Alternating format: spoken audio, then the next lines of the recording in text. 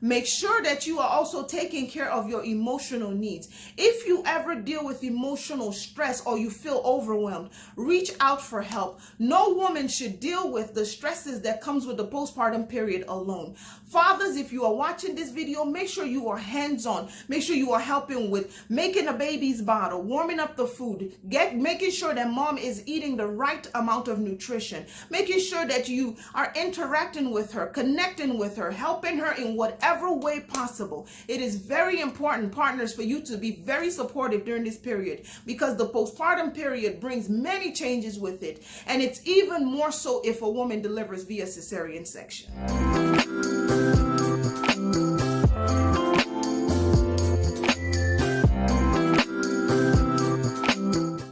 Moms and dads, and welcome back to Nurse Onyi Teaches. My name is Onyi, and today I will be covering information that a woman may need to know as she recovers following a cesarean section. If you have not done so already, make sure you go back and watch the video on vaginal delivery, because a lot of the information covered in that video also applies to moms who deliver by cesarean section. Now, it's important for you to keep in mind that cesarean delivery is considered a major surgery. As a woman begins to wake up from surgery, she may feel groggy, she may feel confused, and she may deal with nausea and vomiting, as these are some of the common side effects that accompany the anesthesia that is used during surgery. Make sure that you do not get out of bed until you feel sensation come back to your legs. Now, as you begin to wake up, it is very important for you to jump right into bonding with your baby. A lot of times, as a woman is dealing with the surgical procedure, it's not really convenient or possible for her to bond with her baby during that period. And this is more highlighted if she had to give birth under general anesthesia. So as soon as mom is able to, it is very important for her to reconnect with her baby. Bonding with your baby helps to regulate your baby's heart rate. It helps to regulate your baby's temperature. And it can also help you with breastfeeding if this is the mode of feeding that you choose for yourself and for your baby.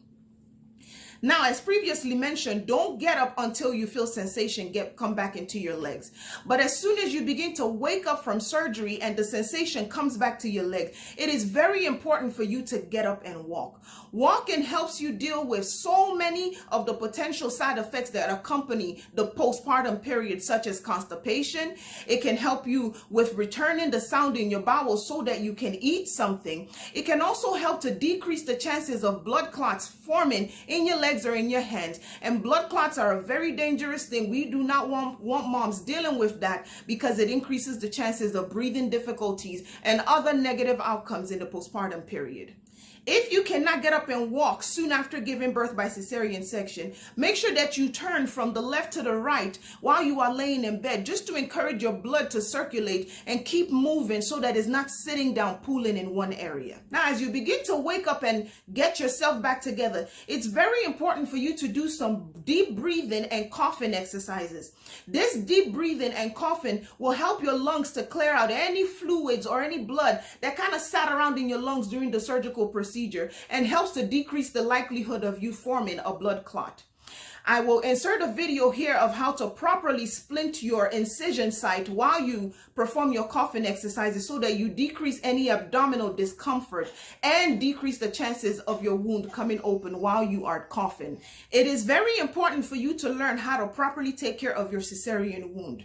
Rather than scrubbing as you take your shower, because you can take your shower daily, make sure you rub across the site very gently.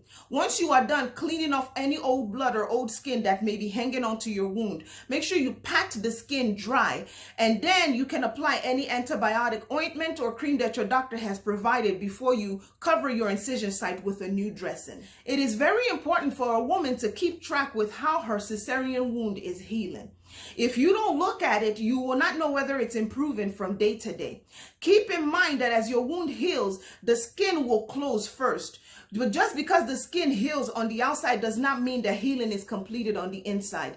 It usually takes the muscle upwards of 3 months or longer for it to heal fully. So make sure that you increase your activity slowly, and that you take the time to rest and give yourself room for your wound to heal properly. If your doctor uses staples to close your cesarean wound, these staples will be removed around 4 to 6 weeks after your surgical procedures. However, more and more doctors are now choosing to use dissolvable sutures, and your body will just absorb the excess as you heal after your cesarean section. Make sure that you are getting help with taking care of both yourself and your baby, and that you increase your activity slowly as your energy levels increase and your body and your healing process allow. Make sure that you are also taking care of your emotional needs. If you ever deal with emotional stress or you feel overwhelmed, reach out for help. No woman should deal with the stresses that comes with the postpartum period alone. Fathers, if you are watching this video, make sure you are hands-on. Make sure you are helping with making a baby's bottle, warming up the food, making sure that mom is eating the right amount of nutrition, making sure that you are interacting with her, connecting with her, helping her in whatever way possible. It is very important, partners, for you to be very supportive during this period, because the postpartum period brings many changes with it, and it's even more so if a woman delivers via cesarean section. Now, following a cesarean delivery, there are some very important precautions that mom needs to take so that she decreases the risk of reopening her cesarean wound. Make sure that you are not straining to have a bowel movement. You need to eat a diet that is rich in fiber, and also take stool softeners so that when you go to the bathroom, you can pass your poop relatively easily. Make sure that you are not bending, because bending can increase intra-abdominal pressure. Make sure that you are also not stretching, because think about it, when you stretch, you cause the skin to pull, and if you put excessive pull pressure on your cesarean site, you can open it up.